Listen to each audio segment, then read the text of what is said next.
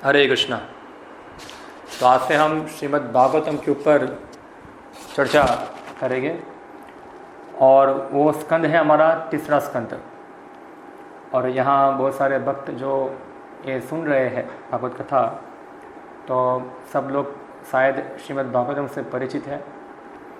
जो श्रीमद् भगवद गीता जो है वो प्राथमिक अध्ययन कहलाती है और गीता के ऊपर आता है श्रीमद् भागवतम, जिसको कहा जाता है पोस्ट ग्रेजुएट स्टडी, यानी कि थोड़ा जो ग्रेजुएट को क्या कहेंगे हम लोग हिंदी में, मुझे एग्जैक्ट शब्द पता नहीं है, तो आप समझ रहे क्या है, पोस्ट ग्रेजुएट इसका अध्ययन माना गया है।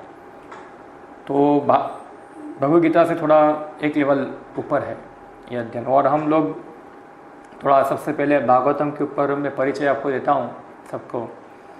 तो श्रीमद् भागवतम जो है उसके 12 स्कंद है और पूरे 12 स्कंद के अंदर श्रीमद् भागवतम के 10 विषयों के ऊपर चर्चा हुई है।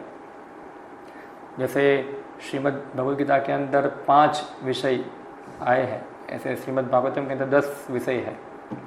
हाँ, सर्ग, विसर्ग, हाँ, ईशानुकथा, ऐसे अलग अलग मनवंतरा, हाँ, ऐसे अलग अलग कथा, सब जो विषय है वो श्रीमद् भागवतम के अंदर बताए गए हैं।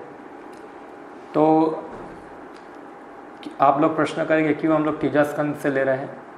ऑलरेडी प्रथम स्कंद जो है वो हमारे मंदिर में रेगुलरली चल ही रहा है, ऐसा है, तो आप लोग शायद सुन रहे होंगे उसके अंदर। तो सबसे पहले मैं प्रथम स्कंद का परिचय आपको देता हूँ क्या है। तो श्रीमद् भागवतम का जो प्रथम स्कंद है वो पूरे भागवत की रूपरेखा के समान है। हाँ, व्यास जो है भागवतम में क्या क्या है उसका वर्णन करते हैं और ख़ास करके इसके अंदर शौनक और सुत गोस्वामी का संवाद जो है वो आता है, जिसमें भागवत श्रवण की महिमा और भगवान के अलग अलग अवतारों का वर्णन, अवतारों की रूपरेखा प्रदान की गई है। और उसके बाद कैसे भगवान कृष्ण जो है परीक्षित महाराज की रक्षा करते हैं, इसका वर्णन है। और फिर भगवान कृष्ण का द्वारका गमन और पांडवों की निवृत्ति, इसके बाद परीक्षित महाराज का राजा बनना और फिर कलयुग का आगमन और परीक्षित महाराज के द्वारा कलयुग का दंड। परीक्षित महाराज फिर जंगल में जाते हैं आखिर करने के लिए, वहाँ उनको प्यास लगती है और फिर एक ब्राह्मण के घर पे जाएंगे वहाँ, और फिर वहाँ ब्राह्मण जो समाधि में थे तो राजा को देख नहीं पाते हैं, तो राजा उनके गले में सर्प, मरा हुआ सर्प रख देते हैं। उसका पुत्र ये जानकर बहुत दुखी होता है, फिर महाराज परीक्षित को श्राप देते हैं कि ये राजा 7 दिनों के अंदर उसकी मृत्यु हो जाएगी। और उस प्रकार राजा को ये संदेश पहुंचाया जाता है कि आपको श्राप मिला है, 7 दिन के अंदर आपकी मृत्यु हो जाएगी। तो परीक्षित महाराज क्या करते हैं अपना राज्य जो है वो छोड़कर गंगा यमुना किनारे पे वहाँ जाते हैं और उनको मिलने के लिए बहुत सारे ऋषि मुनि लोग आते हैं वहाँ, और सब लोग उनको अलग अलग उपाय बताते हैं क्या है। तो उस समय सुखदेव गोस्वामी भी वहाँ आते हैं और सुखदेव गोस्वामी को परीक्षित महाराज उनको आसन प्रदान करते हैं और फिर उनको प्रश्न करते हैं कि जो व्यक्ति मृत्यु के नज़दीक हो उसका कर्तव्य क्या है। और उसके उत्तर में सुखदेव गोस्वामी भागवतम के महत्व समझाते हैं और फिर परीक्षित महाराज बहुत सारे प्रश्न करते हैं। वह प्रश्नों से सबसे पहले प्रश्न करते हैं कि सृष्टि का सृजन कैसे हुआ, भगवान कौन है, हाँ, कैसे ये भगवान क्यों करते हैं सृष्टि रचना, सब पूरा विस्तार से बहुत प्रश्न करते हैं। और उसके उत्तर में परीक्षित महाराज जो है तो भगवान के सृष्टि रचना के बारे में पूरा वर्णन करते हैं, जो द्वितीय स्कंद के अंदर होता है। तो प्रारंभिक विषय स्वर्ग, यानी कि भगवान द्वारा सर्जन, फिर ब्रह्मा जी के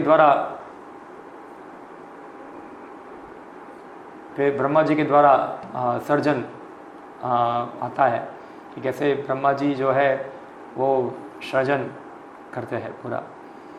और उसके बाद आता है कि ब्रह्मा ने सबसे पहले 14 भुवन बनाए, 14 लोक बनाए, जिसमें ऊपर के लोग देवताओं के लिए रखे, मध्य के लोग जो है वो मनुष्य के लिए, और निम्न लोग जो है वो दानव यानी कि असुरों के लिए उन्होंने रखे वहाँ।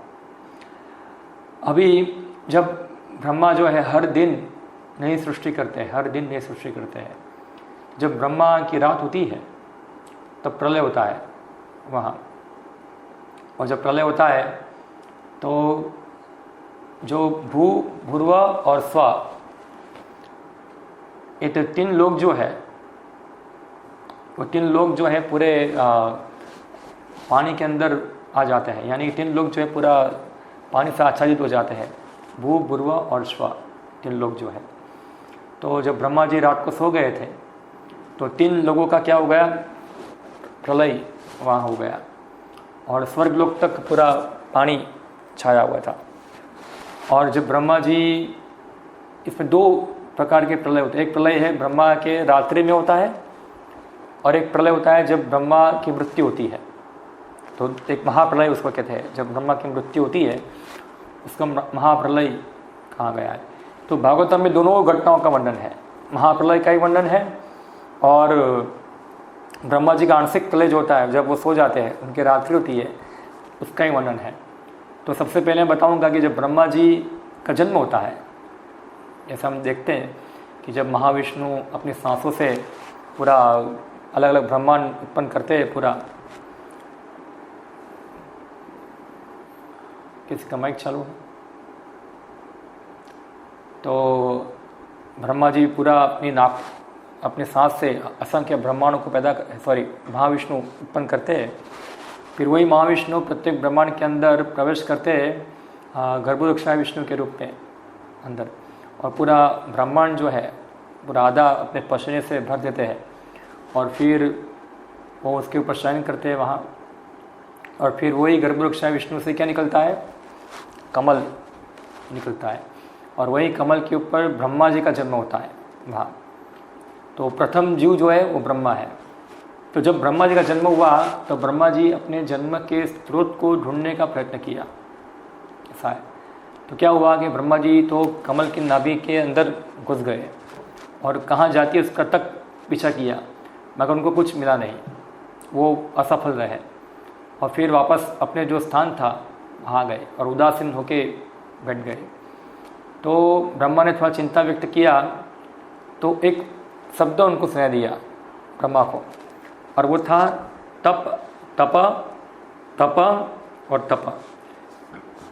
तो भगवान की कृपा से जो ब्रह्मा जी जो थे ये शब्दों का अर्थ समझ सके, यानी कि तप यानी कि तपस्या, तपस्या और तपस्या। तो ब्रह्मा ने तपस्या करके ही सृष्टि का सृजन किया। तो ब्रह्मा जी तपस्या में लग गए, और तपस्या से क्या हुआ कि ब्रह्मा का शुद्धि हुआ। जैसे हम भागवत में आएगा कि तपस्या आवश्यक क्यों है, शुद्धि के लिए। तपो दिव्यम पुत्र कायेन शुद्ध सत्वा, हाँ, कि मानव जीवन जो है वो तपस्या करने के लिए, जो मानव जीवन प्राप्त करके तपस्या नहीं करता है वो व्यक्ति तो पशु के तुल्य है। हाँ, तो यहाँ खास करके ब्रह्मा जी ने तपस्या किया, हाँ, और तपस्या किया तो भगवान की कृपा से उनको भगवान के धाम का दर्शन हुआ वहाँ। और हम देखते भागवत में वर्णन है कि भगवान को वैकुंठ लोक भी देखा ब्रह्मा को, और ब्रह्म संहिता के अंदर वर्णन है कि ब्रह्मा को गोलोक भी देखा, गोलोक धाम भी जो था वो ब्रह्मा को वहाँ दर्शन हुआ। और इस प्रकार भगवान की स्तुति किया किसने, ब्रह्मा जी ने। और स्तुति करने के बाद भगवान जो है ब्रह्मा से प्रसन्न हुए, और ब्रह्मा को सृष्टि का सृजन करने की शक्ति सब प्रदान की। तो भगवान ने क्यों ब्रह्मा को सृष्टि करने की शक्ति प्रदान की, क्योंकि भगवान का उद्देश्य है कि जो जीव इस जगत के अंदर भोग विलास करना चाहते हैं तो फिर से उनको अवसर प्रदान करना इस जगत के अंदर, कि वो अपनी इच्छाओं को पूरी करके वापस अपने ठिकाने में पहुंच सके वहाँ। तो ब्रह्मा जो है वो अन्य जीवों से सबसे श्रेष्ठ यानी कि जीव है, यानी कि वो सबसे पुण्यशाली जीव है। पूरे ब्रह्मांड के अंदर जो जीव सबसे पुण्यशाली होता है वो ब्रह्मा का जीवन प्राप्त करता है। और जब प्रलय होता है तो सभी जीव जो अपनी इच्छाएं ले लेके महाविष्णु के शरीर में सब निंद्रावस्था में चले जाते हैं।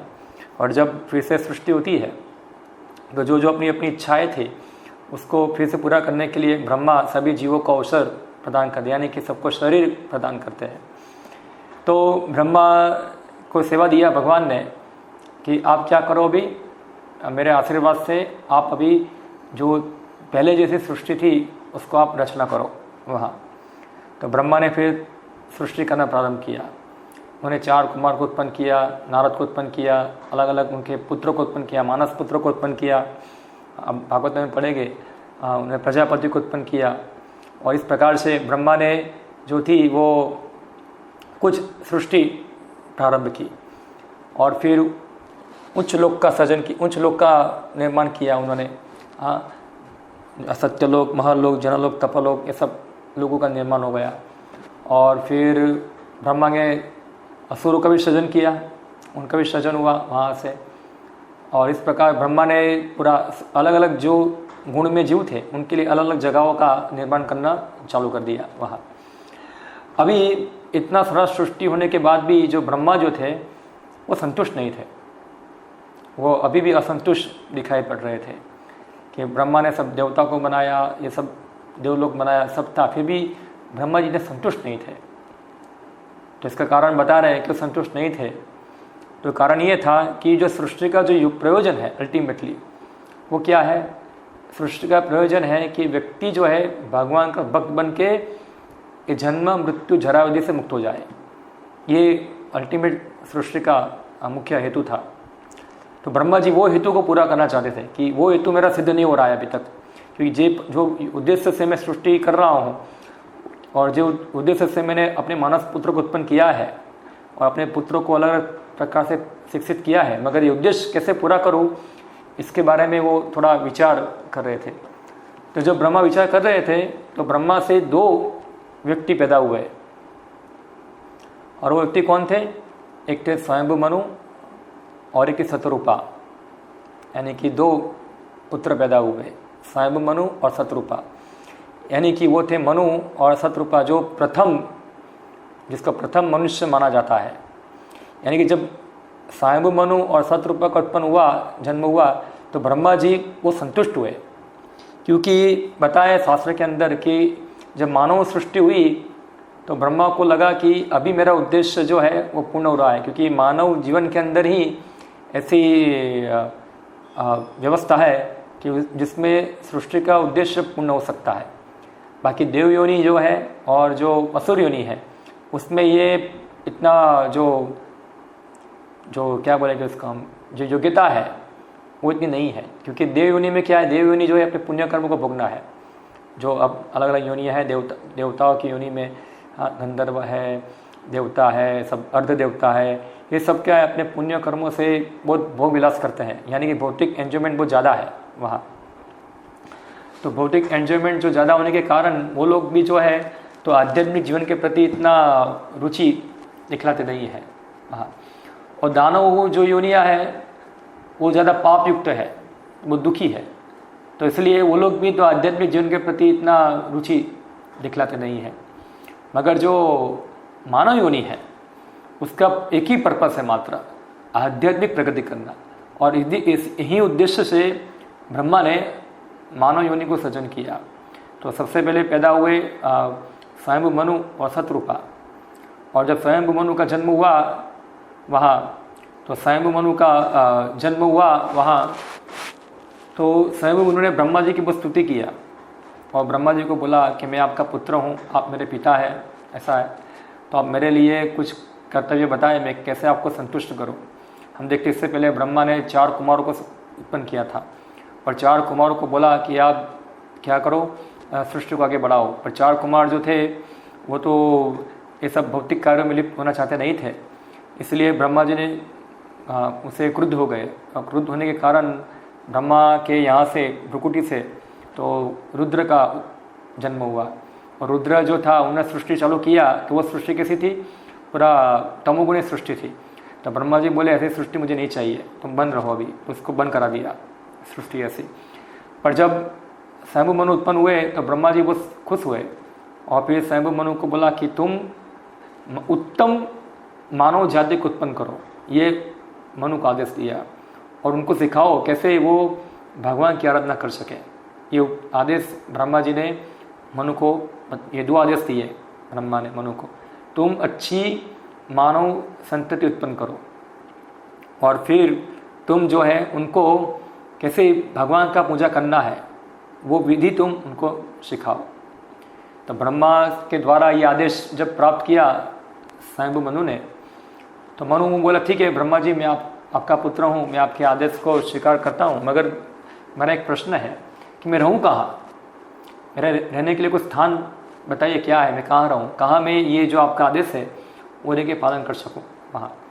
तो ब्रह्मा जी ने देखा तो जो पृथ्वी जो थी वो रसाताल के अंदर चली गई थी वहाँ। तो ब्रह्मा जी वो जगह जो था वो मनु महाराज को देना चाहते थे, मगर उस समय पृथ्वी जो थी पूरी रसातल के अंदर थी।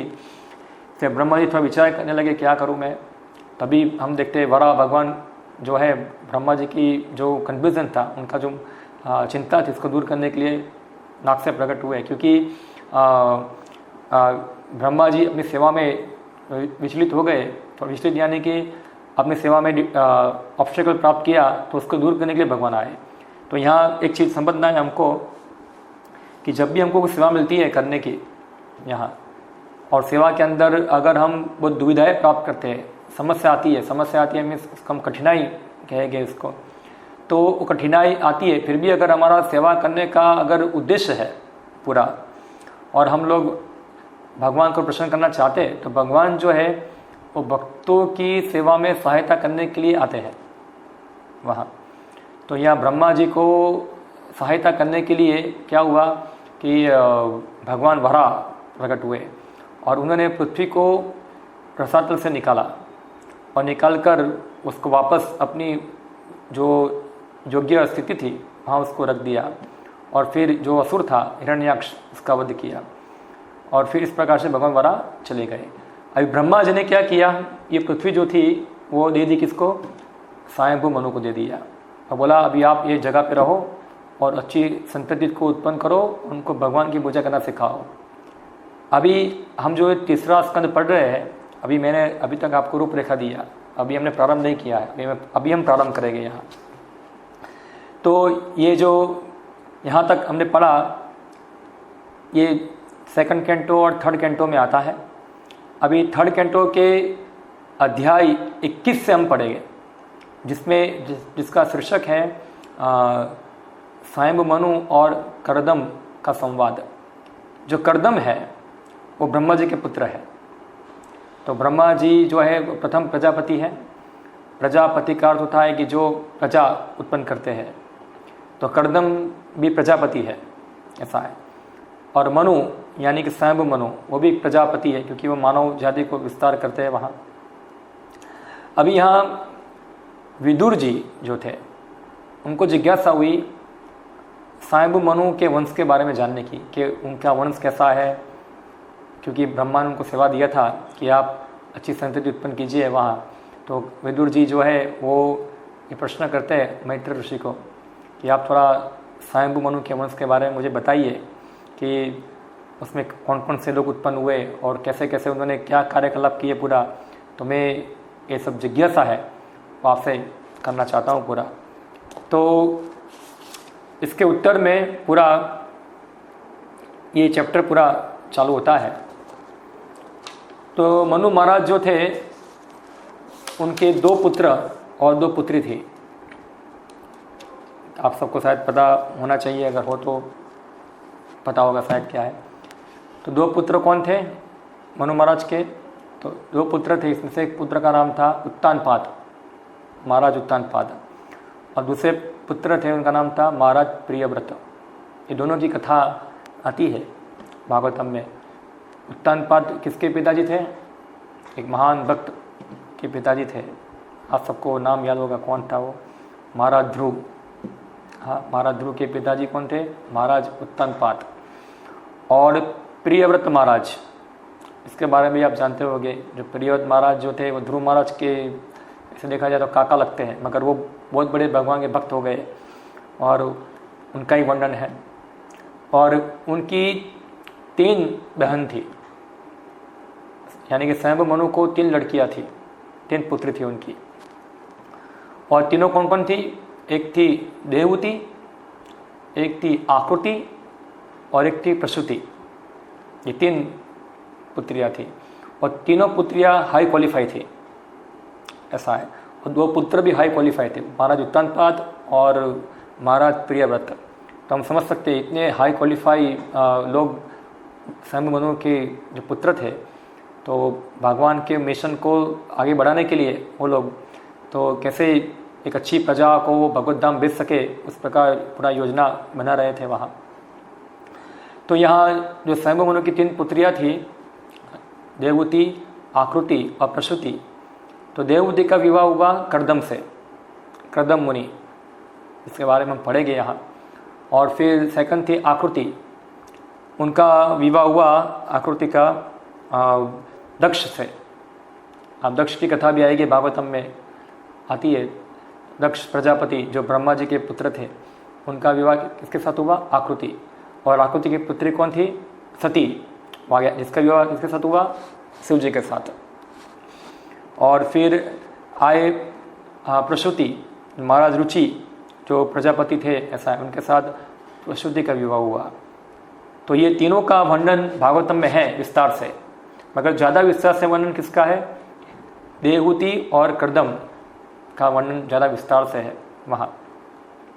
तो यहाँ जब इस प्रकार ये चर्चा चल रहा है, तो यहाँ जो मैत्रेय ऋषि है वो कर्दम मुनि और जो देवहूति क्या है उनका संवाद चालू करते हैं। तो मैं थोड़ा यहाँ कुछ भागवतम से पढ़ता हूँ, कैसे कर्दम मुनि जो थे उन्होंने कैसे किस प्रकार से देवहूति के साथ विवाह किया और कैसे वो आगे जाके एक अच्छी 9 पुत्री को उत्पन्न किया और भगवान के अवतार भगवान कपिल जो उनके वहाँ जन्म लिए वहाँ। तो थोड़ा मैं पढ़ता हूँ इधर क्या है और फिर इसके ऊपर हम चर्चा करेंगे यहाँ। तो मैत्रेय मुनि बताते हैं ऐसा कि भगवान ब्रह्मा से लोकों में संतान उत्पन्न करने का आदेश पाकर पूज्य कर्दम मुनि ने सरस्वती नदी के तट पर 10,000 वर्षों तक तपस्या की। तो ब्रह्मा जी ने आदेश दिया था कर्दम को कि क्योंकि प्रजापति है तो उनको बोला कि आप प्रजा उत्पन्न कीजिए वहाँ। तो कर्दम अपने पिता का जो आदेश था उसको पालन करने के लिए एक उत्तम प्रजा प्राप्त करने के लिए तो 10,000 साल तक तपस्या किया उन्होंने पूरा, और सरस्वती नदी के किनारे। हाँ, और इस प्रकार वो जैसे यहाँ सत्युग की बात हो रही है, तो सत्युग के अंदर जनरली लोग जो थे भगवान की आराधना करते थे किस प्रकार से? योग के माध्यम से। हम पढ़ते भागवत में आता है कृते ध्यायान तो विष्णु त्रेताय यजुतो मखे द्वापरे परिचार्याय कलो तत् हरि कीर्तनात्। कि कलयुग के अंदर लोग भगवान की सत्युग के अंदर लोग भगवान की आराधना करते थे ध्यान द्वारा। तो कर्दम मुनि जो थे वो सत्युग की बात है ये। तो सत्युग में सबका आयुष्य कितने साल का था? 1,00,000 साल का था। तो 1,00,000 साल में से यहाँ लिखा है कि 10,000 साल तक तो उन्होंने क्या कर दिया? तपस्या नहीं किया, ऐसा है। और इस प्रकार से अपने आप को और योग्य बनाया जीवन में आगे बढ़ने के लिए। तो सत्युग में भी ध्यान था, मगर वो ध्यान भी था भक्ति युक्त ध्यान था, उसमें भक्ति थी। भक्ति तो हर युग में रहती ही है, ऐसा है। तो कर्दम मुनि जो थे वो ऐसे पाखंडी योगी नहीं थे, वरीय योगी थे और साथ साथ भगवान के भक्त भी थे वहाँ। तो 10,000 साल तक तपस्या किया, सोचो तब जाके कर्दम मुनि जो थे वो पूर्ण हुए। तो आजकल हम देखते हैं कि लोग जो सोकल योगाभ्यास कर रहे हैं ऐसा कलयुग के अंदर यहाँ, जिसमें खाली 15 मिनट योग करना है बस खाली। यहाँ कर्दम मुनि जो थे 10,000 साल तक योगाभ्यास किया और आजकल के लोग 15 मिनट तक योग करने से सिद्धि चाहते हैं तो संभव नहीं है इस प्रकार करना। इसे कलयुग के अंदर जो है ये इस प्रकार की योग पद्धति का इतना महत्व नहीं है। हाँ, कलयुग के अंदर जो योग पद्धति बताई गई है वो क्या है? संकीर्तन जो है वो ज़्यादा महत्वपूर्ण बताई गई है यहाँ। तो इस प्रकार से कर्दम मुनि उधर तपस्या करना प्रारंभ कर दिया, भगवान का ध्यान करना प्रारंभ कर दिया। और क्या हुआ, समाधि काल में कर्दम मुनि ने समाधि में अपनी भक्ति द्वारा शरणागतों को तुरंत समस्त वर देने वाले श्री भगवान की आराधना की। तो उन्होंने ध्यान लगाया, एकदम पूर्ण ध्यान लगाया भगवान के ऊपर, और इस प्रकार वो भगवान की आराधना करना प्रारंभ कर दिया। फिर क्या हुआ, तब सत्युग के कमल नयन पुनः पुरुषोत्तम भगवान ने प्रसन्न होकर कर्दम मुनि को अपने दिव्य रूप का दर्शन कराया, जिसे वेदों के माध्यम से ही जाना जा सकता है। तो कर्दम मुनि का जो योगाभ्यास, उनका ध्यान से प्रसन्न होकर भगवान खुद वहाँ आए। सोचिए कितना ज़बरदस्त उन्होंने तपस्या किया होगा कि भगवान खुद उनकी तपस्या से, उनके ध्यान से आकर्षित हो गए और उनको दर्शन देने के लिए वहाँ आए। फिर भगवान के रूप का वर्णन है, आप एक चित्र भी है, आपने देखा होगा कैसे वो कर्दम मुनि आते हैं और भगवान विष्णु गरुड़ के ऊपर खड़े हुए हैं भागवतम में। हाँ, मैं आपको दिखाता हूँ अगर हो तो, इसके अंदर इसमें नहीं है, शायद दूसरे स्कंद में है। कैसे कर्दम मुनि जो है पूरा वन में बैठे हुए हैं और ऊपर से भगवान विष्णु आते हैं गरुड़ के ऊपर से, और इस प्रकार कर्दम मुनि को देखते हैं वहाँ। तो विष्णु का रूप का वर्णन है कि कर्दम मुनि ने भौतिक कलमश से रहित सूर्य के समान तेजमयी श्वेत कमलों तथा कुमुदनियों की माला पहने श्री भगवान के नित्य रूप का दर्शन किया।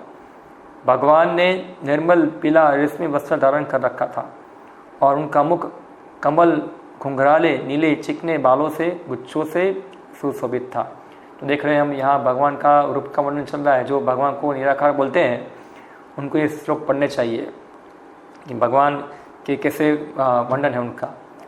मुकुट तथा कुंडलों से आभूषित श्री भगवान अपने 3 हाथों में अपने विशिष्ट शंख चक्र गदा और चौथे में श्वेत कुमुदिनी धारण किए हुए थे। उन्होंने प्रसन्न तथा हास्ययुक्त मुद्रा से समस्त भक्तों के चित्त को चुराने वाली चितवन से देखा। तो यहाँ भगवान बता रहे हैं उनके हाथ में शंख चक्र गदा और एक कुमुदिनी थे, ऐसा है।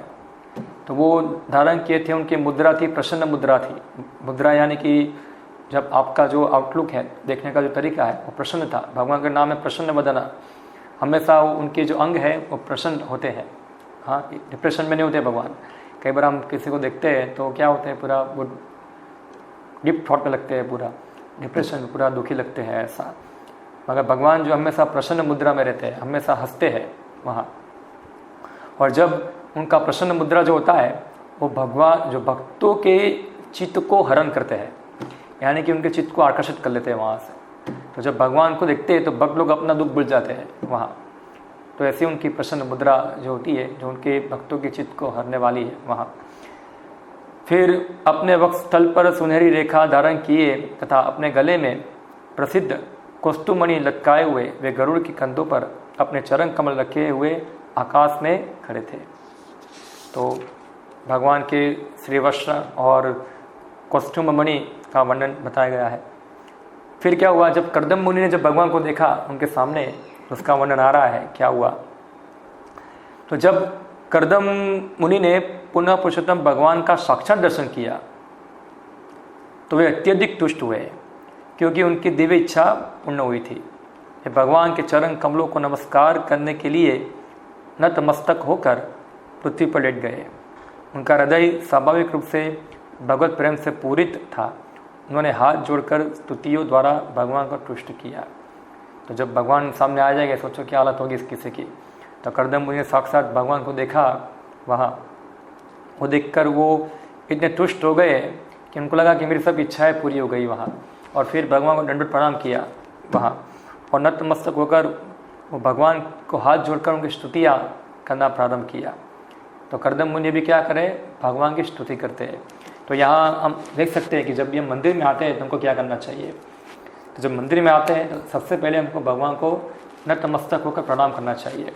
जब भी हम भगवान को देखें तुरंत हमको नतमस्तक होकर उनको प्रणाम करना चाहिए। और जब हम प्रणाम करते हैं तब हमारे हृदय के अंदर हम एक संतुष्टि प्राप्त करेंगे, हृदय की शुद्धि प्राप्त करेंगे। और फिर प्रणाम करने के बाद फिर हमको क्या करना चाहिए, भगवान की स्तुति करनी चाहिए, उनके गुणगान गाने चाहिए क्या है। और अगर हमको गुणगान गाने नहीं आते हैं तो हमको जो भक्तों द्वारा जो गुणगान गाया हुआ है वो गुणगान हमको गाना चाहिए क्या है। जैसे बहुत सारे भागवतम में भगवान की स्तुति आती है, कुंती की स्तुति है और प्रहलाद की स्तुति है, ध्रुव महाराज की स्तुति है, यहाँ कृदम मुनि स्तुति करते हैं। ऐसे ही हजारों स्तुतियाँ भागवतम में हैं। आप कोई भी स्तुति को याद कर सकते हैं और वो स्तुति को आप भगवान के सामने आप बोल सकते हैं। अगर कोई भी स्तुति नहीं आती है तो अंत में क्या कर सकते हैं, खाली हरे कृष्ण मंत्र बोल सकते हैं। अगर कुछ नहीं आता है तो ब्रह्म संहिता है, ब्रह्म संहिता में स्तुति है सब, तो ये सब स्तुतियाँ करके हम जो है भगवान को प्रसन्न कर सकते हैं वहाँ। तो यहाँ जो कृदम मुनि जो है वो स्तुति कर रहे हैं, तो ये स्तुति वो सिद्धांतिक है, वो डीप मीनिंग उसके होते हैं। और वो जो हम अभी यहाँ हम थोड़ा पढ़ेंगे और समझेंगे कि क्या भक्तों की मनोभावना होती है इसके अंदर। तो कृदम मुनि बता रहे हैं, मैं संस्कृत का श्लोक नहीं पढ़ रहा हूँ, डायरेक्ट सीधा अनुवाद पढ़ रहा हूँ, ये थोड़ा समय भी कम है और मुझे थोड़ा सेक्शन पूरा करना है यहाँ। संस्कृत में पढ़ो तो अच्छा है, थोड़ा वो ज़्यादा रुचिकर लगता है। तो कृदम मुनि ने कहा, हे परम पूज्य भगवान, समस्त अस्तित्व के आगार, आपका दर्शन प्राप्त करके मेरे दर्शन की साध पूरी हो गई। महान योगी जन बारंबार जन्म लेकर गहन ध्यान में आपके दिव्य रूप का दर्शन करने की आकांक्षा करते रहते हैं। तो कृदम मुनि बता रहे हैं कि मेरी बहुत लंबे समय से आपकी दर्शन करने की आकांक्षा थी और योगी लोग कितने जन्मों से प्रयास करते हैं आपके दर्शन करने के लिए। हाँ, जो योगी योग साधना में आगे बढ़े हुए हैं और वही दर्शन आज मैं आपका कर रहा हूँ, तो मेरा क्या हो गया, मेरा जीवन जो है वो धन्य हो गया। फिर आगे बताते हैं, आपके चरण कमल संसारिक अज्ञान के सागर को पार करने के लिए सच्चे नाव के तुल्य है। माया के वसीभूत केवल अज्ञानी पुरुष ही इन चरणों की पूजा इंद्रियों के शुद्र तथा क्षणिक सुख की प्राप्ति हेतु करते हैं, जिनकी प्राप्ति नरक में सड़ने वाले व्यक्ति भी कर सकते हैं। तो भी हे भगवान, आप इतने दयालु हैं कि उन पर भी आप अनुग्रह करते हैं। यहाँ तो जो वास्तविक भक्त है, भक्त 3 प्रकार के लोग होते हैं, ऐसा है। एक है कर्मी, एक है ज्ञानी और एक है योगी, यानी कि भक्ति योगी। यहाँ तो यहाँ भक्तों की भी श्रेणियाँ हैं, 3 प्रकार के भक्त। कनिष्ठ भक्त है, मध्यम भक्त है और उत्तम भक्त है।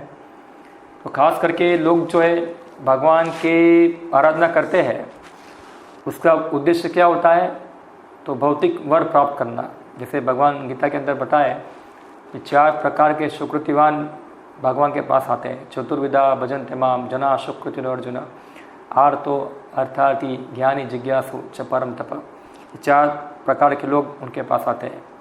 तो जो लोग ये भवसागर की अज्ञानता को पार करना चाहते हैं, हाँ, ऐसे व्यक्ति जो है भगवान के चरण कमलों की शरण ग्रहण करके नाव के समान जो है उनके चरण कमल, जो उनको अज्ञानता से बाहर फेंक देते हैं, उनको वहाँ से निकालते हैं।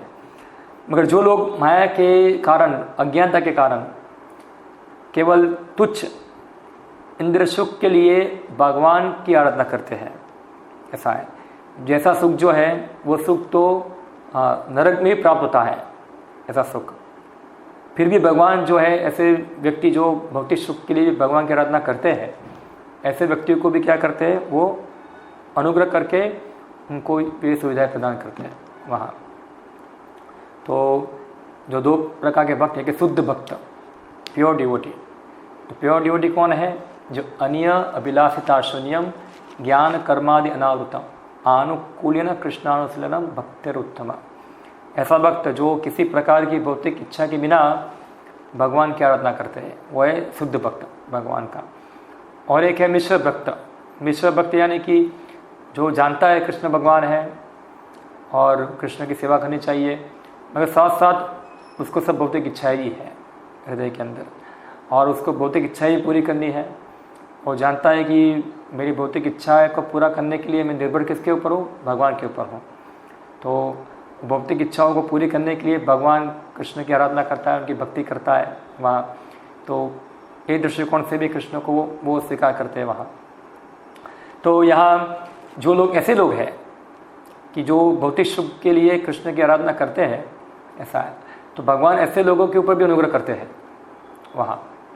क्योंकि भगवान गीता में बताते हैं, यथा माम प्रबद्धन्ते तान सत्यम भजाम्यहम मम वर्तमानो वर्तन्ते मनुष्या पात सर्वसा। जो व्यक्ति मेरे पास जिस अनुपात में आता है उसको मैं उस प्रकार से क्या करता हूँ, आदान प्रदान करता हूँ यहाँ। तो भगवान की मेन पर्पस क्या है, मेन जो प्रिंसिपल है, भगवान के पास जाना, चाहे भौतिक सुख के लिए हो या तो फिर भक्ति के लिए हो। अगर कोई भगवान के पास जाता है उसका कल्याण ही होता है यहाँ। मगर हमको शास्त्र बताते हैं ऐसा कि परम कल्याण है भक्ति वरदान प्राप्त करना। मगर जो भी हो, कोई भी एन के प्रकार अकाम सर्व काम वा मोक्ष काम उदारधि तीव्रेण भक्ति योगेन यजता पुरुष परम। इसका अर्थ है कि अगर किसी व्यक्ति के अंदर अकाम यानी कि किसी प्रकार की भौतिक इच्छा नहीं है, और सर्व काम यानी कि सब इच्छाएं हैं, अकाम सर्व काम वा मोक्ष काम उदारधि, या तो फिर उसके मोक्ष की इच्छा है, तो तीनों प्रकार के व्यक्तियों को भगवान हरि की आराधना करनी चाहिए।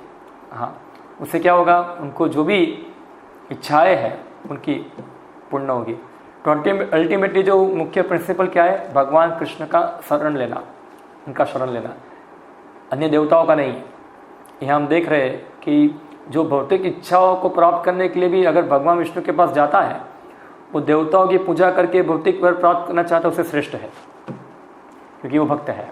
जैसे देवता लोग हैं, हम देखते कई बार देवता लोग यही कैटेगरी में आते हैं। इंद्र है, ये सब देवता जो है वो भी कई बार इतने शुद्ध भक्त नहीं है। तो वो लोग क्या करते हैं, जब उनको कोई समस्या आती है तो भगवान के पास जाते हैं, और फिर वो क्या करते हैं, भगवान उनकी रक्षा करते हैं और उनका सुख भोग बना रहता है वहाँ। तो वही भक्त है, इसलिए भगवान उनकी रक्षा करते हैं। और जो असुर है वो लोग विष्णु की आराधना करते नहीं है, वो या तो कोई देवता की आराधना करेंगे या तो फिर अपनी शक्ति के द्वारा वो सब प्राप्त करना चाहते हैं। तो यहाँ जो मेन चीज़ बताया गया है वो क्या है कि अगर किसी के अंदर भौतिक इच्छा भी हो या भौतिक इच्छा ना हो या मुक्ति की इच्छा हो, फिर भी ऐसे व्यक्तियों को क्या करना चाहिए, भगवान विष्णु के पास ही रहना चाहिए, उनके ऊपर निर्भर रहना चाहिए वहाँ। ये चीज़ यहाँ समझ सकते हैं हम लोग। फिर आगे कर्दम मुनि जो है वो अपनी इच्छा प्रकट करते हैं, क्या है। अभी कर्दम मुनि ने बता दिया कि अल्टीमेटली भगवान आपके चरण कमल जो है वो तो ये जगत के संसार से मुक्त करने वाले हैं, और जो व्यक्ति भौतिक सुख के लिए आपकी पूजा करते हैं, जो सुख तो नरक में भी प्राप्त होता है। अभी कर्दम मुनि उनकी भगवान को आराधना करने का उद्देश्य जो क्या था उनका, वो यहाँ प्रस्तुत करें, यानी कि अपनी इच्छा को प्रकट कर रहे हैं। वो क्या है, अतः मैं भी ऐसी समान, यानी कि कर्दम मुनि जो है अपने आप को मिश्र भक्त के अंदर प्रस्तुत कर रहे हैं, शुद्ध भक्त के अंदर प्रस्तुत कर रहे हैं नहीं है, यानी कि वो भौतिक इच्छाओं से युक्त भक्तों के श्रेणी में अपने आप को रख रहे हैं। तो बता रहे हैं कर्दम मुनि क्या है, क्या तो मैं भी ऐसी समान स्वभाव वाली कन्या से विवाह करने की इच्छा लेकर आपके चरण कमलों के शरण में आया हूँ, जो मेरे विवाहित जीवन में मेरी काम इच्छाओं को पूरा करने में काम धनु के समान सिद्ध हो सके। आपके चरण प्रत्येक वस्तु के देने वाले हैं, क्योंकि आप कल्पवृक्ष के समान है। तो कर्दम मुनि इससे पहले भौतिक इच्छाओं को निंदा करते हैं, मगर यहाँ खुद बता रहे कि मैं भी ऐसी स्थिति में ही हूँ, भगवान क्या करूँ, ऐसा है। मगर ब्रह्मा जी ने उनको आदेश दिया था, इसलिए ब्रह्मा जी को आदेश पूरा करने के लिए कर्दम मुनि चाहते समान स्वभाव वाली, कर्दम मुनि के समान स्वभाव वाली एक स्त्री उनको मिले, और जो ब्रह्मा ने आदेश दिया था वो आदेश पालन कर तो प्रजापति का कार्य वो अगर प्रारंभ करे, यानी कि समाज के अंदर अच्छी संतान उत्पन्न करे वहाँ। तो यहाँ श्री प्रभुपा जी उनके तात्पर्य बताते हैं कि जो विवाह है वो हमेशा होना चाहिए समान गुण वाले व्यक्ति के बीच में। और जहाँ खास करके भारत के अंदर जो वैदिक संस्कृति थी उसके अंदर प्रभुपा जी बताते थे कि जो स्त्री पुरुष दोनों का जन्म कुंडली देखा जाता है, और जन्म कुंडली में दोनों के गुण अगर समान मिल रहे हैं तो वो विवाह को सैंक्शन किया जाता है। अगर जन्म कुंडली में वो गुण नहीं मिल रहे हैं, अलग अलग स्वभाव हो रहा है ऐसा, तो फिर वो विवाह जो है वो इतना ज़्यादा लाभदायक नहीं रहेगा, इसमें समस्या आ जाएगी। और हम देख रहे हैं आज कलयुग के अंदर तो ज़्यादातर विवाह जो है वो कुंडली मिला के नहीं होता है, और मैन जो है खाली सुपरफिशियली विवाह हो जाता है। एक पुरुष है सुपरफिशियली विवाह करता है, स्त्री भी सुपरफिशियली विवाह करते हैं। जैसे हम देखते हैं आज कलयुग में शादी कैसे होती है, तो जो पुरुष है वो स्त्री का बाह्य दिखाव, उसका रूप रंग देख के उसके साथ विवाह करता है, और स्त्रियाँ जो है वो देखते हैं पुरुष कितना कमा रहा है, कितना पैसा उसके पास है, बैंक बैलेंस कितना है, वो देख के उसको विवाह करते हैं। मगर यहाँ जो वैदिक पद्धति है उसमें क्या है कि दोनों का जन्म कुंडली लिया जाता है, और जन्म कुंडली में अगर दोनों का समान स्वभाव है तो जो इस प्रकार का जो विवाह है वो ज़्यादा फ्रूटफुल वहाँ रहता है। यहाँ तो इस प्रकार से श्री प्रभुपाद जी यहाँ बताते हैं।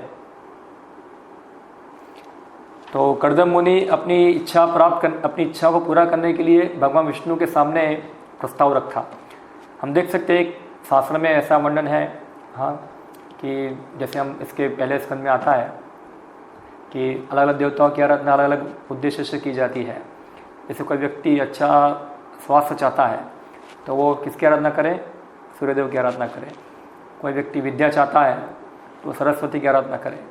कोई धन चाहता है तो कुबेर की आराधना करे। कोई अच्छा पति चाहते हैं तो शिव जी की आराधना करे। कोई अच्छी पत्नी चाहता है तो शिव की पत्नी उमा की आराधना करे। तो ये सब भौतिक इच्छाओं को पूरा करने के लिए अलग अलग देवताओं की आराधना करने का वर्णन हुआ है। मगर हम देख रहे हैं कर्दम मुनि वो अच्छी पत्नी प्राप्त करने के लिए उमादेव की आराधना नहीं की उन्होंने, शिव की पत्नी का, कि वो भक्त थे, वो जानते थे कि देवताओं की आराधना करने की आवश्यकता नहीं है, डायरेक्ट भगवान से ही अपनी इच्छा है वो वहाँ प्रकट करूँगा। यानी कि जो भक्त है वो हर स्थिति के अंदर भगवान के ऊपर ही निर्भर रहते हैं। ये सबसे महत्वपूर्ण है। वो कभी भी अन्य देवताओं का आश्रय ग्रहण नहीं करते हैं। ये भक्तों का सबसे महत्वपूर्ण गुण है, अन्य देव आश्रय नहीं। वो हमेशा भगवान पे ही निर्भर रहते हैं कि जो कृष्ण की इच्छा होगी वही मैं स्वीकार करूँगा यहाँ। तो इस प्रकार से ये भक्तों की लक्षण है ऐसा कि इवन अपनी भौतिक इच्छाओं के लिए भी वो कृष्ण के ऊपर निर्भर है वहाँ। फिर क्या है आगे बताएं कर्दम मुनि, हे भगवान, आप समस्त जीवात्माओं के स्वामी तथा नायक है। आपके आदेश से सभी बद्ध जीव मानो डोरी से बंधकर अपनी अपनी इच्छाओं की चुस्ती में निरंतर लगे रहते हैं। उन्हीं का अनुसरण करते हुए हे धर्म मूर्ते, शाश्वत काल रूप आपको मैं भी अपनी आहुति अर्पण करता हूँ।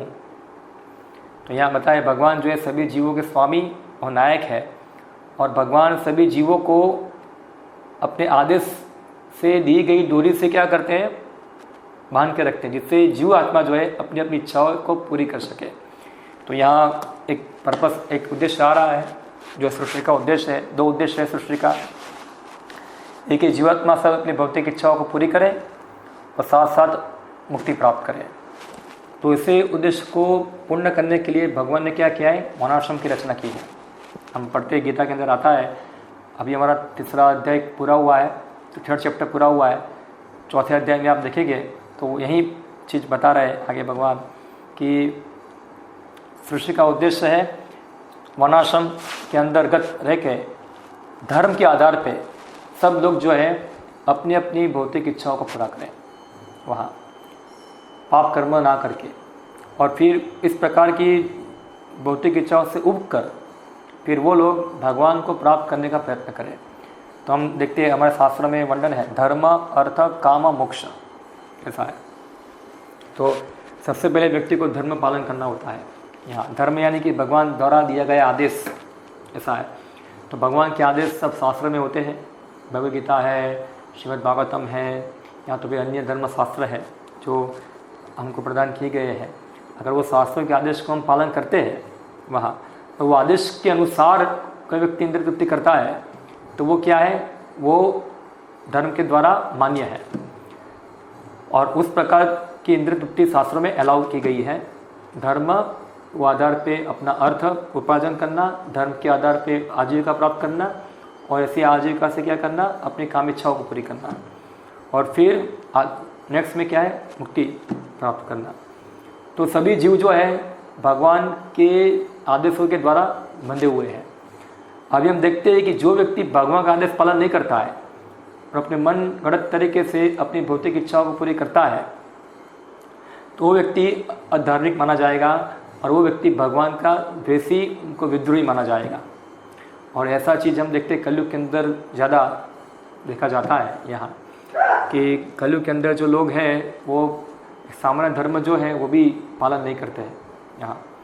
तो सामान्य धर्म क्या है लोगों को वही पता नहीं है आजकल, तो कैसे वो पालन करेंगे सबसे पहले।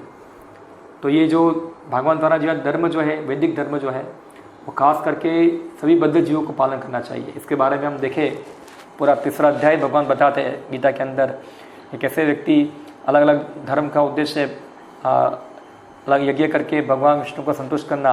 अगर कोई व्यक्ति यज्ञ करेगा, उससे बारिश होगी, बारिश से अनाज उत्पन्न होगा, अनाज उत्पन्न से उनकी आजीविका प्राप्त होगी, और फिर क्या होगा, उससे वो अपने नियत कर्म कर पाएंगे, नियत कर्म करके अपनी इच्छाओं को पूरी कर पाएंगे।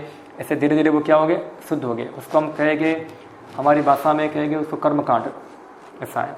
तो कर्मकांड जो है वो मानव जीवन का शुरुआत है, बिगिनिंग है। क्योंकि कर्मकांड में क्या है, तो भगवान के शास्त्रों के नियम को स्वीकार करना पड़ता है। हाँ, कर्मकांड से नीचे क्या है, कर्मकांड से नीचे है तो पशु जीवन। तो कोई रेगुलेशन नहीं, कोई नियमन नहीं, बस खाओ पियो मज़ा करो।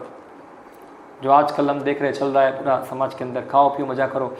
क्या पूरा दिनचर्या क्या है हमारी, ये सब कोई दिनचर्या शास्त्रों के अनुसार चलती नहीं है। इवन जो हम कमा रहे हैं, हम जो अर्थ प्राप्त करें, वो भी धर्म के अनुसार हम प्राप्त नहीं करते। यानी कि कलयुग के अंदर स्थिति जो है बहुत गंभीर है और लोग ज़्यादा धार्मिक है, कोई धार्मिक नहीं है। और सब लोग अपना भौतिक सुख भी प्राप्त करते हैं, वो भी धर्म के आधार पर नहीं होता है, सब अधर्म के आधार पर होता है वहाँ। इसीलिए हम देखते हैं कि लोग जो है इतना सारा भौतिक ऐश्वर्य होने के बाद भी सब दुखी है।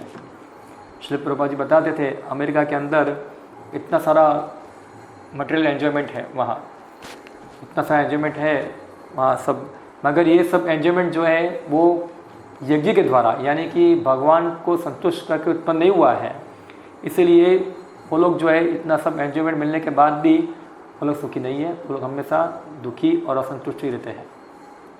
मगर जो भौतिक सुख जो है वो भगवान के आदेश के अनुसार जो प्राप्त किया होता है, वो सुख से क्या होता है, वो उस प्रकार के भौतिक सुख से क्या होता है, व्यक्ति प्रभावित नहीं होता है और वो धीरे धीरे भौतिक सुख से विरक्त होता है। ये इसकी प्रगति होती है वहाँ, उसका एडवांसमेंट होता है वहाँ। मगर हम जो लोग बस वहीं अटक जाते हैं, आगे प्रगति नहीं करते हैं, तो फिर वो लोग भी वापस क्या हो जाते हैं, धर्म को ही पालन करते हैं, केवल भौतिक सुख के लिए ही पालन करते हैं, जो धर्म का उद्देश्य है अल्टीमेटली। जैसे हम भागवत में बता दें, धर्म से ही अपवर्गस्य न अर्थाय कल्पते ना ही धर्म से कांतस्य कामो लाभा ही स्तुता, कि धर्म से ही अपवर्गस्य, जो धर्म का उद्देश्य है अल्टीमेटली अपवर्ग। अपवर्ग का मतलब क्या होता है आपको पता है, जो मूलाक्षर है हमारे क ख ग ये सब आते, उसके अंदर एक प वर्ग भी आता है। तो प वर्ग में क्या आता है, प फ ब म भ, ऐसा है। तो ये इसको प वर्ग कहते हैं। तो प फ ब भ यानी कि ये कैसा मार्ग है, भौतिक भोग विलास का मार्ग, जिसमें सबसे पहले क्या है, प यानी कि परिश्रम, खूब परिश्रम करना है। फ तो परिश्रम करके क्या होता है, मुंह में फेन आ जाता है। हाँ, हम देखें कोई व्यक्ति इतना काम करेगा पूरा पैसा कमाने के लिए, दिन रात मेहनत करते, और जैसे कि हमारे यहाँ जामनगर में लोग 12-12 घंटे रिलायंस में काम करेंगे, या तो कोई बिजनेस करते हैं पूरा, तो पूरा सुबह जाएंगे, रात को जब आते हैं तो मुँह में फेन आ जाता है, उसको पूरा ढीला ढीला कर देते हैं उसको वहाँ से, तो फेन बोलते हैं उसको। ब यानी कि व्यर्थ, जो भी कमाया है सब अल्टीमेटली तो वो क्या है, वो व्यर्थ होने वाला है। प फ ब भ यानी कि भय, और जो भी कुछ भौतिक सृष्टि की है वो व्यक्ति ने, उसको रक्षा करने का भय रहता है। हो मेरे परिवार का क्या होगा, मेरे घर का क्या होगा, तो सब अलग प्रकार का इंश्योरेंस निकालेंगे, लाइफ इंश्योरेंस, फिर एक्सीडेंट का इंश्योरेंस, हाउस इंश्योरेंस, इतना भय रहता है। पैसा को रक्षा करने का इंश्योरेंस, अच्छा लॉकर ला के आएंगे, कैसे मैं अपने आप को रक्षा कर सकूँ, ऐसा है। तो ये भय रहता है। और अंत में माँ यानी कि मृत्यु, और ये सब चीज़ खत्म होती है। जितना भी इंश्योरेंस कर दिया, जितना भी ताला लगा लिया, अल्टीमेटली तो क्या होने वाला है, मृत्यु तो होने वाला ही है, ऐसा है।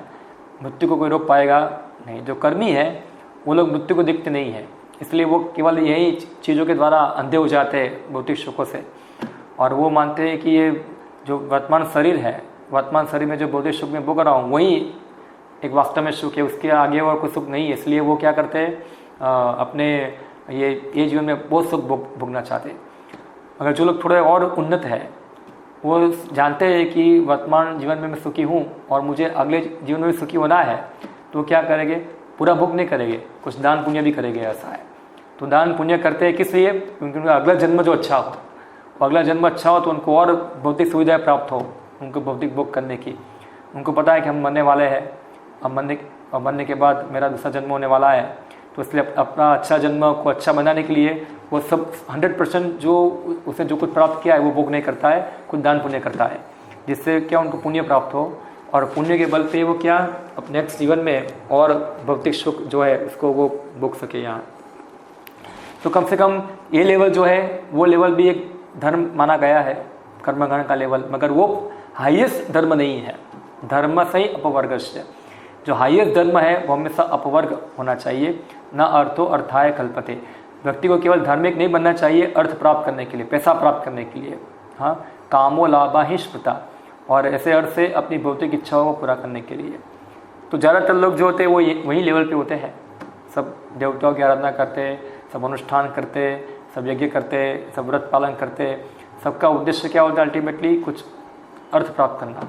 जैसे कि इवन भक्ति के अंदर भी हम देखते हैं, कई बार लोग भक्ति अनुष्ठान करते, माला करते, हरे कृष्ण मंत्र का जप करते, या भगवान की पूजा करते हैं, या कई बार एकादशी पालन करते हैं। एकादशी भी दो प्रकार के लोग पालन करते हैं, या तो कोई कर्मकांडी के रूप में एकादशी पालन करता है, या तो कोई भक्त एकादशी पालन करता है। आप देखो ये शास्त्र में दो प्रकार का वर्णन है, ऐसा है। तो लोगों को अट्रैक्ट करने के लिए कि आप ये एकादशी पालन करेंगे तो आपको ये मिलेगा, वो मिलेगा, फलाना मिलेगा, ढिकना मिलेगा। जैसे आज अभी निर्जल एकादशी है, तो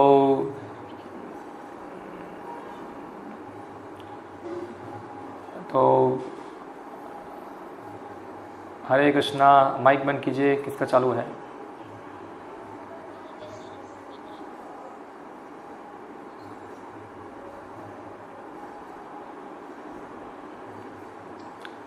जय चैतन्य प्रभु, कोईનું માઇક ચાલુ છે જો બંધ કરો ને।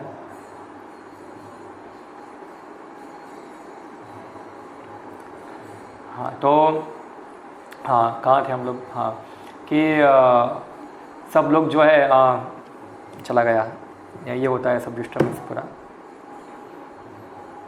हाँ, सब लोग जो है एकादशी हाँ पालन करते हैं, ऐसा।